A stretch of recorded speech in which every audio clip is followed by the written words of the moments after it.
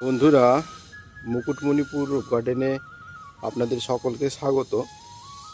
বন্ধুরা দেখুন, এটি হচ্ছে আমার গোলাপ গাছ। এটি একটি 6 ইঞ্চি পটে লাগানো আছে। চন্দ্রমল্লিকার পরিচর্যার জন্য ব্যস্ত ছিলাম, যার জন্য এদেরকে কিছু করতে পারিনি।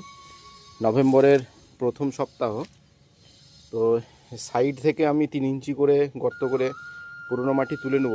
এটাকে আর রিপোর্ট করব না, কারণ গাছের এমন কিছু স্ট্যাম্প মোটা নয় এবং পুরানো গাছ নয়, যার জন্য রিপোর্ট আর বড় টব দেবো না, ছোটো টবের মধ্যেই রাখবো। তো দেখুন, এর মধ্যেই নতুন শ্যুট বেরোতে শুরু করেছে। তো আমি আজকে সাইডে চাপান সার দেবো। এখানে দিয়েছি গোবর সার, হাড় গুঁড়ো আর একটু নিমখোল, সিং চাচা, ব্যাস এইটুকুই।